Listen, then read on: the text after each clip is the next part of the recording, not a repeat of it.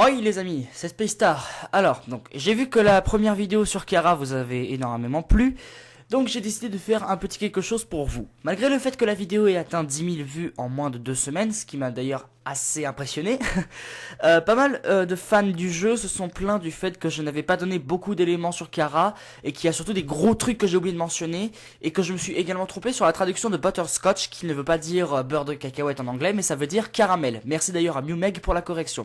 Big up à toi. Du coup, j'ai décidé de vous faire une seconde vidéo sur ce personnage qui s'appelle Le Mystère de Kara 2. Bon, pas très original, mais je pouvais pas faire autrement. Donc, je tiens également à vous prévenir que le système de la vidéo va changer et je vais vous faire une sorte de top 10 pour éviter de vous embrouiller comme je l'ai fait avec mon autre vidéo sur Kara où j'ai tout mélangé et beaucoup se sont perdus et je vous conseille d'ailleurs d'aller voir la vidéo en premier avant de voir celle-ci pour éviter de vous perdre encore plus. Donc, on va y aller doucement. Et je ne pense pas que j'ai besoin de vous rappeler qu'il y aura également énormément de spoilers par rapport à Undertale, hein. Et pour vous dire aussi, la prochaine vidéo ce sera une creepypasta à l'ancienne, promis juré craché. Allez, sur ce, en avant pour le mystère de Kara 2.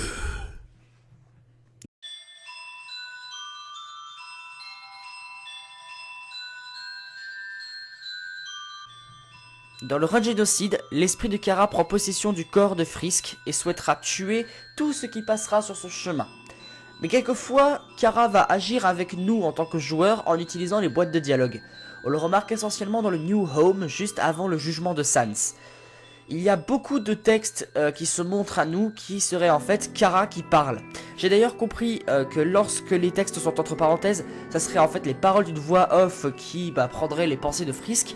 Et s'il n'y a pas de parenthèse dans le dialogue, ça veut dire que c'est Kara qui parle. Et qui parle, carrément. Donc voici les messages qui sont laissés par Kara.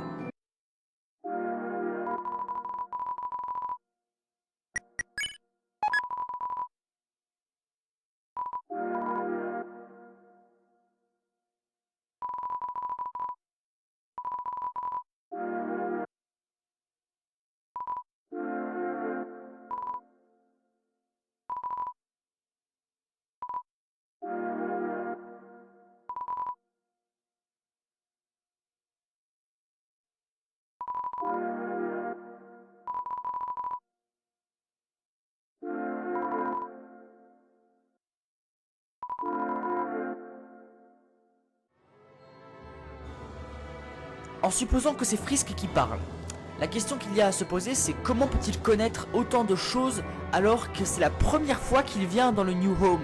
Nous avons la réponse. Kara a pris possession du corps de Frisk et parle à la première personne, et du coup il nous donne des informations sur le New Home qu'on n'est pas censé savoir. De plus, au moment où on récupère le Hard Locket, le meilleur objet de défense du jeu d'ailleurs, Kara dit « right where it belongs », qui veut dire exactement là où il doit être. Qu'est-ce que cela veut dire? Kara aurait-il déjà possédé ce locket auparavant? Appartenait-il à Azriel?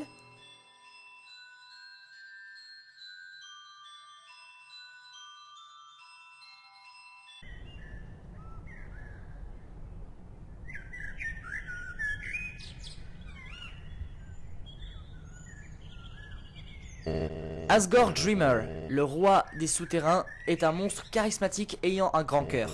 Mais celui-ci peut trouver ses limites. Avant l'affrontement face à lui, il agit un peu bizarrement, notamment le recul qu'il a tout de suite pris une fois qu'il a vu Frisk dans le run de Troll. Pourquoi? Je vous rappelle qu'il y a une forte ressemblance entre Frisk et Kara, et comme Kara a une fois été hébergé et élevé par Asgore, il a pris peur de devoir tuer l'humain qu'il a autrefois élevé. Cela se voit également à son sprite quand il vous combat.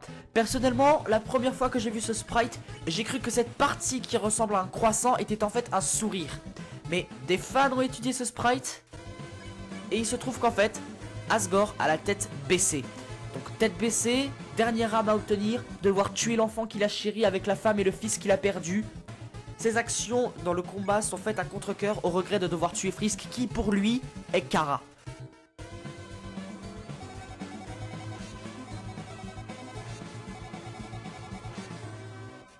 Flowey va, comme qui dirait, stalker Frisk durant la run génocide. Il admire ce que vous faites. Tuer, tuer, encore tuer. C'est du bonheur pour ses yeux. Et il commence même à imaginer un plan pour détruire le monde en votre compagnie. Mais tout va changer sur la route du dernier corridor. À ce moment, au New Home, Flowey va vous parler de son passé. Plus tard, vers les derniers textes, Flowey va commencer à trembler. De peur, je suppose.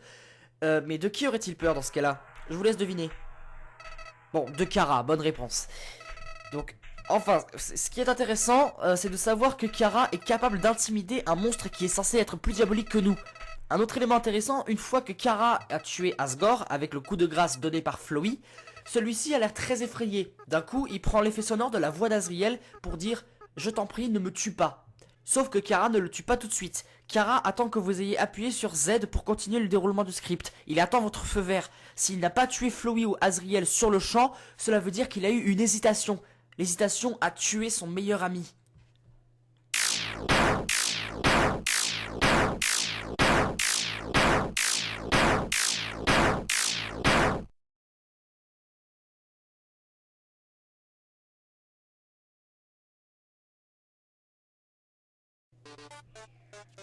Petite question pour vous.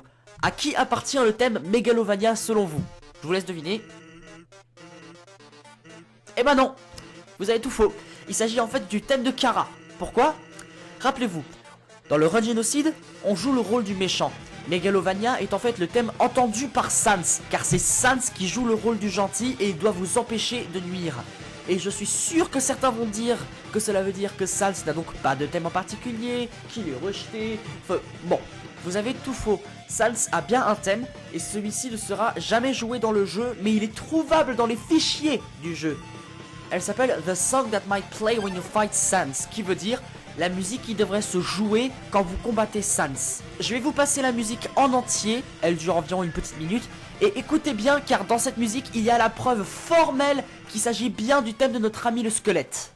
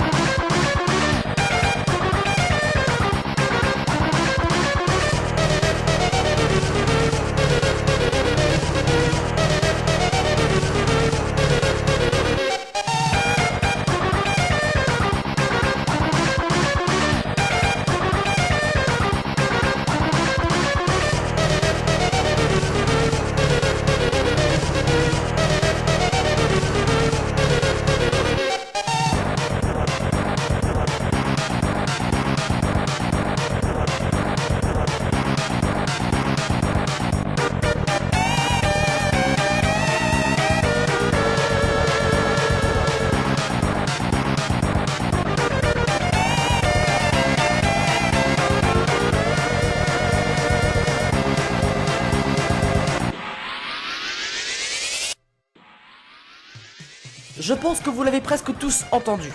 Il y a une partie de Bone Trussell, le thème de Papyrus, qui est joué dans ce thème. De plus, pour revenir à Megalovania, ce titre signifie mégalomanie. Et la définition, c'est en gros tout rapporter à soi-même. Eh bien, c'est la même chose pour Kara.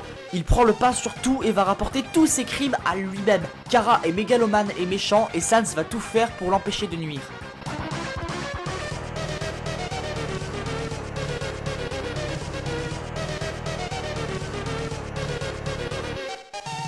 Un petit bonus par rapport au personnage principal d'Undertale.